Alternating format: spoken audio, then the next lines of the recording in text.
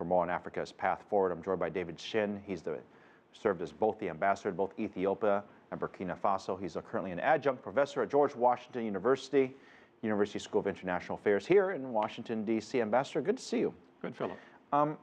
Africa, it's been in great focus over the last few days here, but for those watching around the world, we know that it's gathered the attention of China, Japan, Europe, and now here in the U.S. I know I'm missing about half a dozen other countries and areas as well. It's kind of an exciting time if you're focused on Africa because you have all these foreign players looking at Africa. Walk me through why this tremendous interest. Yes, some good reasons for it, mainly economic reasons. The continent is more than 1 billion people, and more importantly, it has a growing middle class. The economies of Africa, collectively all 54 countries, have been growing at an average rate of about 5% annual GDP growth rate, which in recent years is a very impressive growth rate. At least in terms of Western countries, it's very impressive.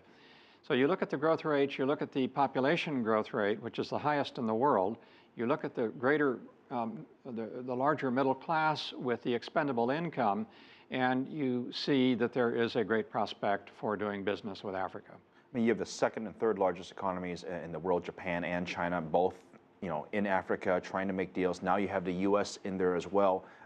I have to believe that from an African standpoint, they have great leverage in terms of getting what they want in these deals. Well, they certainly have more leverage than they used to, and for that you can thank countries like China and India, Turkey, Brazil, because they have now joined the European Union and the United States and Japan, who have been there for a long time, South Korea. So with the addition of these not really new arrivals, but more important arrivals in recent years, it gives the Africans greater leverage. And that's good for Africa. Why is it so important for a country like China, for example, to be in Africa? Well, China has several interests, one of which is they want to ensure an access to natural resources on the continent in order to support their growing industrial base. But they have other reasons. They have political reasons, they have social reasons. They're interested in economic development, just like the United States is. That is between China and Italy, surprisingly similar. I would say that China's major interests are economic in nature. I actually read in some of the articles that there are potential projects that the U.S. actually could partner with China to develop as well, and I think that would be quite an interesting development given the history between the two countries and how they've been competitive in this environment, but also at the same time working together. Is that not a unique situation?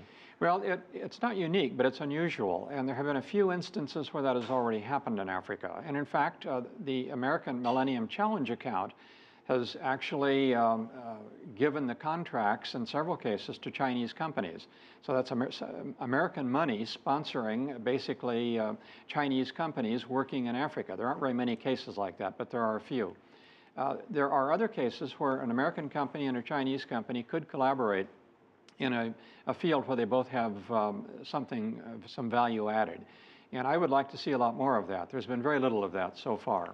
There's been little. As ambassador, I'm sure you came across a number of business deals and spoke with a number of business executives. What would your guidance be in terms of some of the key challenges in Africa? Well, one, you need to do a good risk assessment. There are still some areas in Africa where it's risky for political conflict. Those still have to avoid. But there are a lot of areas where that risk really does not exist, or at least it's very minimal. And those are the areas that need to be explored.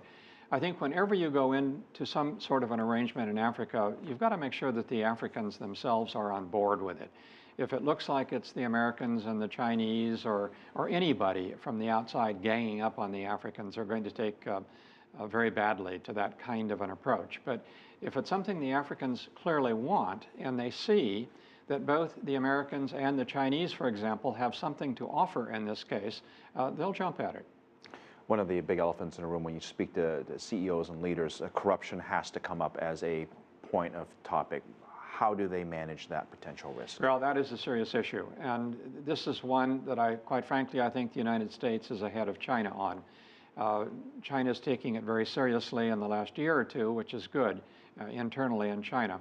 It also has to be tackled in its overseas operations. Unfortunately, when you do business in Africa, in some countries, corruption is like knocking on an open door. because the African countries, many of them, do not have strong records on combating corruption. Because of U.S. anti-corruption laws, U.S. companies are much, much stricter on this.